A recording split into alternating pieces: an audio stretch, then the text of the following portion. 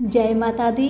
मेरे सभी प्यारे दोस्तों, मैं लक्ष्मी शर्मा बड़ों को चरण स्पर्श, छोटों को प्यार और बराबर वालों को दिल से नमस्कार करती हूँ।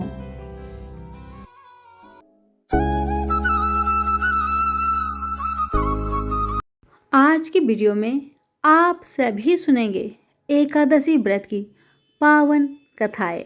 सभी प्रेम से बोले विष्णु भगवान की जय हो। आइए अब सुनते हैं कथा।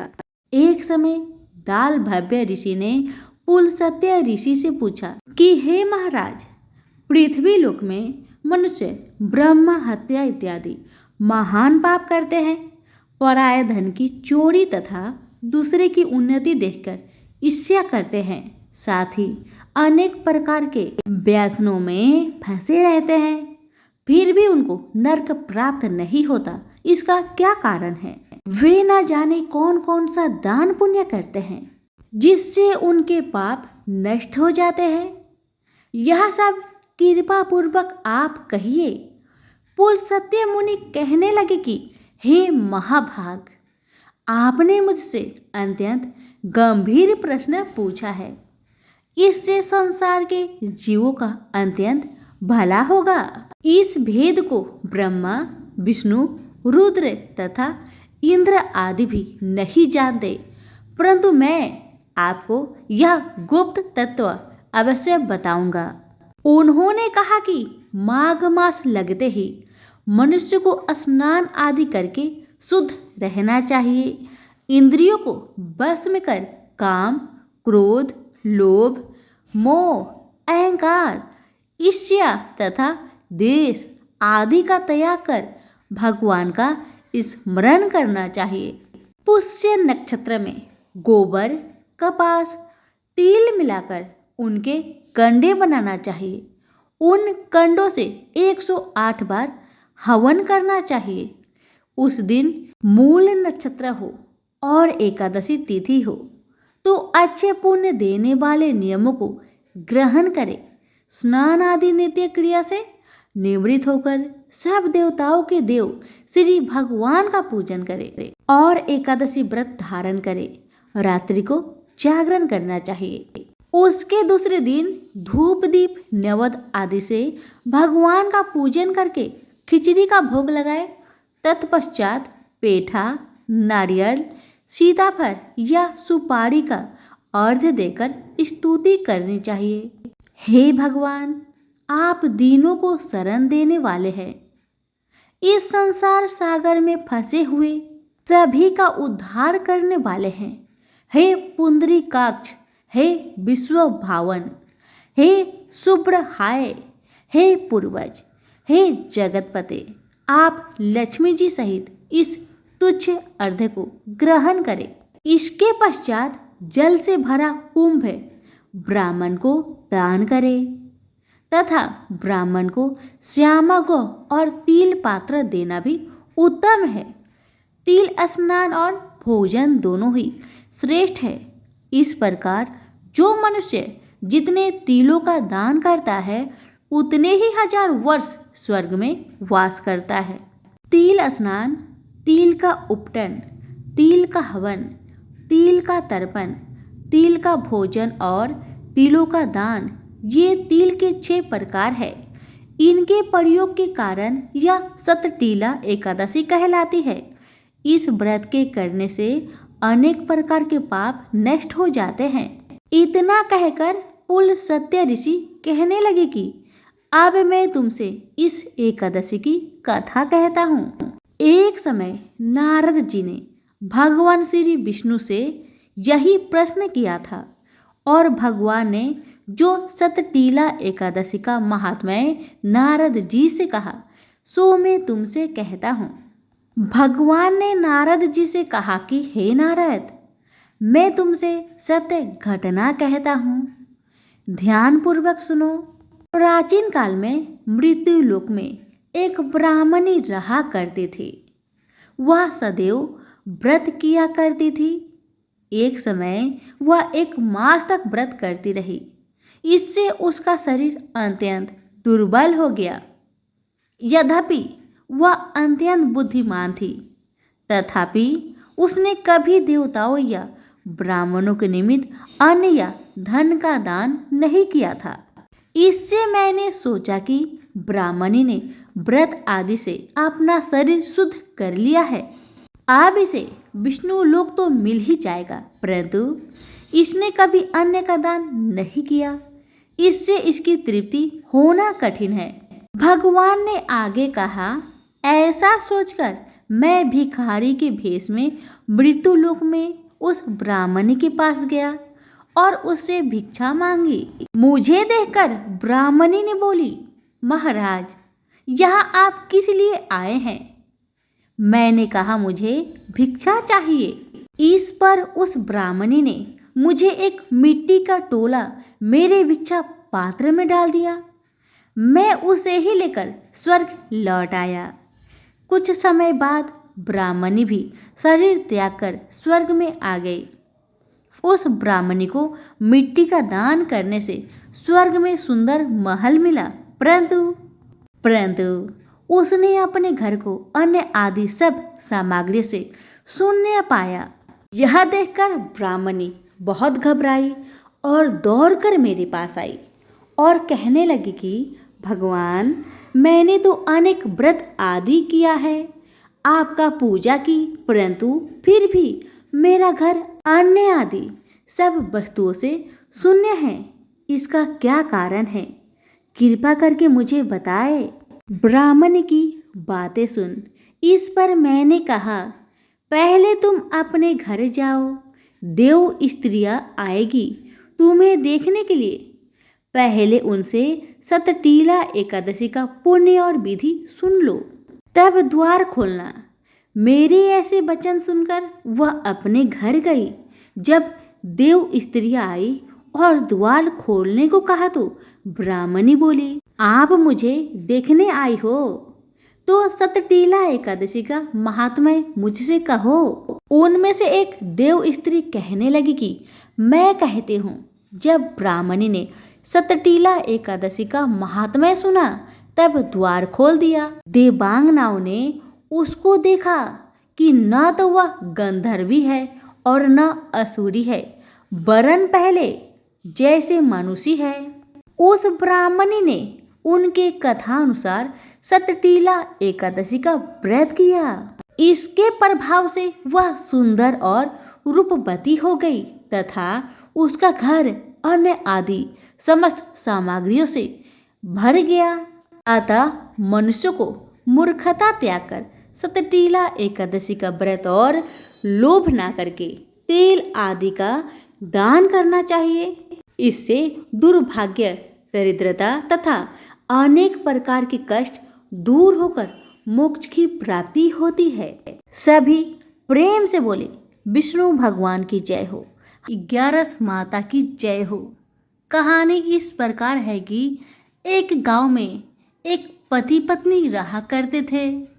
उनका भी नया नया विवाह हुआ था और पत्नी अपने मायके गई हुई थी। पति भी अच्छे अच्छे कपड़े पहनकर अपने पत्नी को लेने जा रहा था। 11 का दिन था। रास्ते में एक नदी में एक गाय पानी पीते पीते पानी की गहराई में चली गई। अब तो गाय डूबने लगी। तभी उसे वह आदमी दिखाई दिया। गाय ने कहा, भाई मुझे पानी से निकाल दो, नहीं तो मैं डूबकर मर जाऊंगी। उसने कहा, नहीं नहीं, मैं ससुराल जा रहा हूँ, मेरे कपड़े गीले हो जाएंगे, मैं तुम्हें अभी नहीं निकालूंगा। गाय ने कहा, 11 का दिन है, मुझे बचाओगे तो तुम्हें पुण्य मिलेगा। गाय के बहुत कहने पर भी उस आदमी ने गाय को नहीं बचाया। गाय डूबने लगी और डूबते डूबते उस गाय ने उस आदमी को श्राप दिया कि 24 घंटे के अंदर तुम गधा बन जाओगे। इतना कह के गाय डूब गई।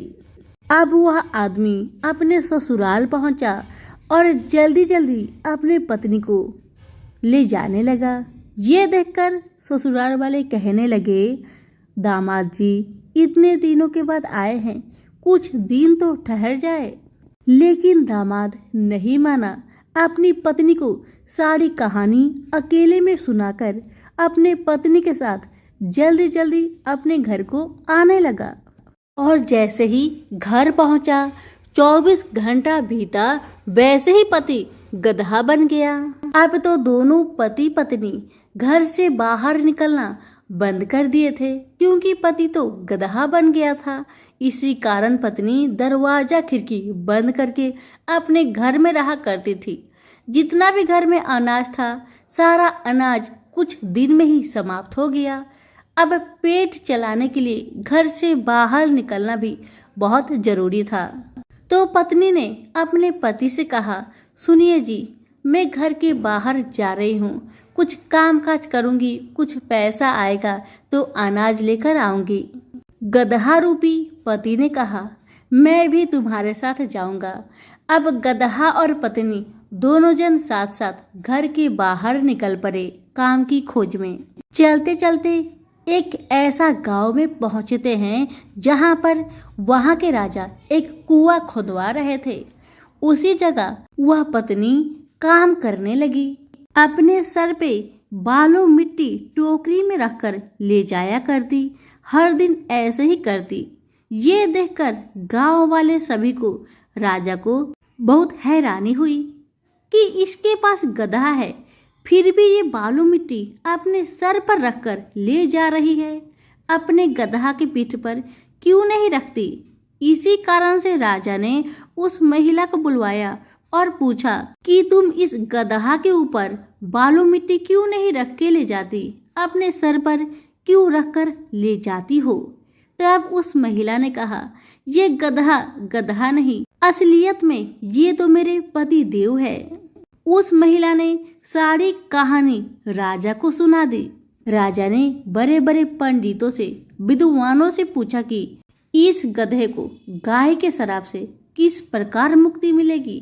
तब सभी विद्वानों ने कहा, जो कोई भी 11 का व्रत करता हो और अपने 24/11 का व्रत का फल इसे दे दे तो ये गधा फिर से इंसान बन जाएगा। अब राजा ने पूरे गांव में ढिंढोरा पिटवा दिया कि जो भी लोग 11 का व्रत करते हैं वो मेरे महल में आ जाए, उसे बहुत सारा धन दौलत और अनेकों इनाम दिया जाएगा। तभी एक ब्राह्मणी राजा के महल में आती है और कहती है, महाराज, मैं 11 का व्रत करती हूँ। और राजा ने सारी गाय की कहानी उस महिला को सुनाई। तो उस महिला ने कहा, ठीक है महाराज, मैं अपनी 24 एकादशी का व्रत का फल इस गधे को दे दूंगी। और उस महिला ने हाथ में जल लेकर, एकादशी माता का नाम लेकर, संकल्प करके उस पानी को जैसे ही उस गधे पे छींटा मारा, वैसे ही वो गधा पुनः इंसान बन गया। यह देखकर दोनों पति पत्नी बहुत खुश हुए और राजा ने भी अपने पूरे नगरी में ढिंढोरा पिटवा दिया कि सभी लोग 11 का व्रत करें। और राजा भी 11 का व्रत करने लगे और 11 के व्रत के प्रभाव से सभी नगर वाले राजा सुखी रहने लगे। यहीं पर हमारी 11 माता की कथा समाप्त हुई। सभी प्रेम से बोलिए, 11 माता की जय हो। आइए अब सुनते हैं एकादशी माता की आरती। ओम जय एकादशी, जय एकादशी, जय एकादशी माता। विष्णु पूजा व्रत को धारण कर शक्ति मुक्ति पाता। ओम जय एकादशी माता, तेरे नाम गिनाऊं देवी, भक्ति प्रदान करनी। गण गौरन की देवी माता, शास्त्रों में है वर्णी। ओम जय एकादशी माता, मार्गशीर्ष के कृष्णा पक्ष की उत्पन्न विश्वावतारिणी जन्मी। शुक्ल पक्ष में होई मोक्षदा, मुक्ति दाता बन आई। ओम जय एकादशी माता, पौष के कृष्णा पक्ष की सफला नामक है।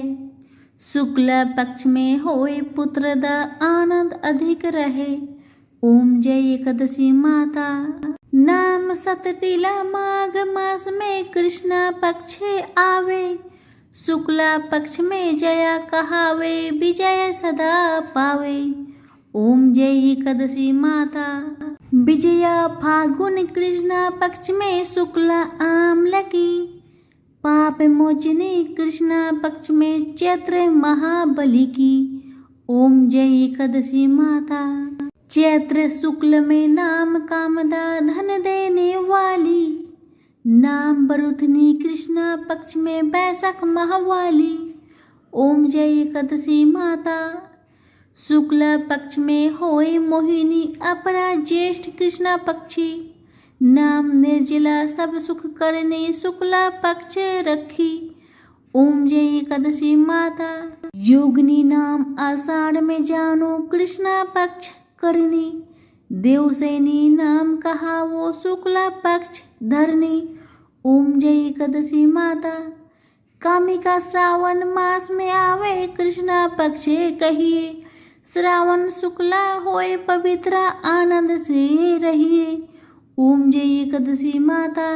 अजा भाद्रपद कृष्णा पक्ष की परिवर्तनी शुक्ला, इंद्रा आश्विन कृष्णा पक्ष में व्रत से भवसागर निकला। ओम जय एकादशी माता। पापंकुशा है शुक्ला पक्ष में आप हरणहारी, रमा मास कार्तिक में आवे सुखदायक भारी। ओम जय एकादशी माता। देवोत्थानी शुक्ला पक्ष की दुखनाशक मैया, पावन मास में करू बिनती पार करो नैया। ओम जय एकादशी माता। परमा कृष्णा पक्ष में होती जन मंगल करनी, शुक्ला मास में होई पद्मिनी दुख दरिद्र हरनी। ओम जय एकादशी माता।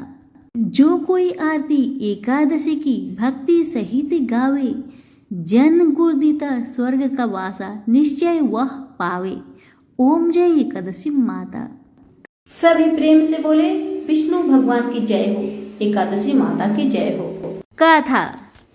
एक गांव में एक बहुत ही साधारण आदमी रहता था।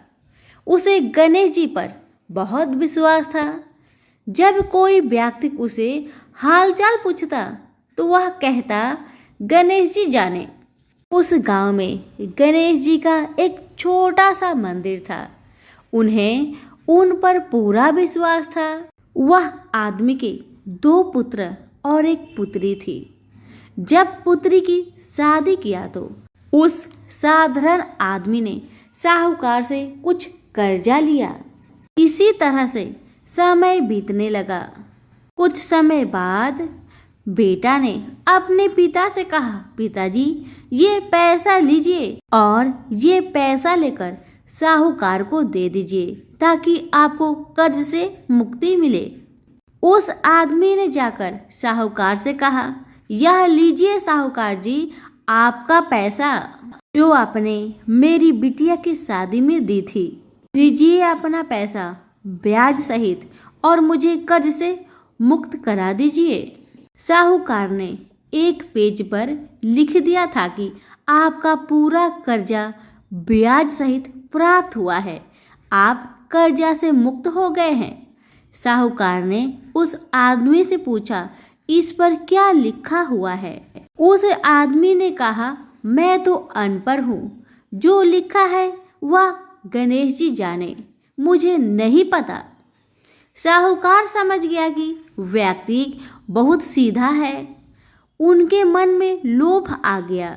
साहूकार ने उस आदमी को कहा, अंदर जाकर एक गिलास पानी लेकर आओ। इसी बीच में साहूकार ने उस पर्ची को हटाकर एक पर्ची लिख दिया कि अभी मेरा कर्जा बाकी है। अंदर से व्यक्ति आया और पर्ची लेकर चला गया। कुछ दिन बाद साहूकार पैसा मांगने पहुंच गया।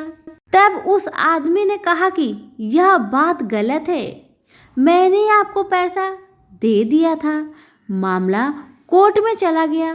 तब उस व्यक्ति को बुलाया गया। उस व्यक्ति ने जज साहब से अपनी सारी कहानी सुनाई कि उसने कैसे साहूकार को पैसा लौटाया था, लेकिन उस व्यक्ति के पास कोई सबूत नहीं था। वह सिर्फ एक ही बात कह रहा था कि मेरे गणेश जी जाने, मेरे गणेश जी जाने। अब जज साहब ने उस व्यक्ति से पूछा, क्या तुम्हारा कोई गवाह है जिसने तुम्हें साहूकार को पैसे देते वक्त देखा था? तब उस व्यक्ति ने कहा, हाँ, मेरे गणेश जी है, मेरे भगवान जी है, मुझे पैसे देते हुए साहूकार को देखा था। जज साहब ने कहा, ठीक है, तो गणेश को बुलाया जाए। पुलिस वालों ने उस व्यक्ति के गांव में जाकर लोगों से पूछा कि गणेश जी नाम का कोई व्यक्ति इस गांव में रहता है, उसे कल कोर्ट में आना पड़ेगा। सभी गांव वालों ने एक ही बात कहा कि इस गांव में गणेश जी नाम का कोई भी व्यक्ति नहीं रहता है, बस यहाँ पर एक गणेश जी का छोटा सा मंदिर है। अब भगवान कैसे कोर्ट में पेश होंगे? अब अगले दिन अदालत की कार्रवाई शुरू हुई। जज साहब के बगल में खड़ा व्यक्ति ने जोर जोर से बोला, गणेश हाजिर हो, गणेश हाजिर हो। उसी वक्त एक बूढ़ा व्यक्ति सिर पर तिलक लगाए, चंदन का माला पहने हुए कोर्ट में आ गया। उस व्यक्ति ने कटघरे में खड़ा होकर बोला, सर, मैं गणेश हूँ, बताइए क्या बात है? जज साहब ने गणेश से पूछा, क्या आप इस व्यक्ति को साहूकार को पैसे देते हुए देखा था? तब गणेश जी ने बोला, हाँ जज साहब, मेरे ही सामने इस व्यक्ति ने साहूकार को पूरे पैसे ब्याज समेत दे दिया था। आप साहूकार को यहाँ पर रोकिए और किसी व्यक्ति को साहूकार के घर भेजिए। साहूकार के घर में अलमारी नंबर 3 में एक फाइल है। उस फाइल के 22वें पेज पर वही पर्ची रखा हुआ है जिसमें लिखा है कि यह व्यक्ति ने ब्याज समेत पैसा दे दिया था।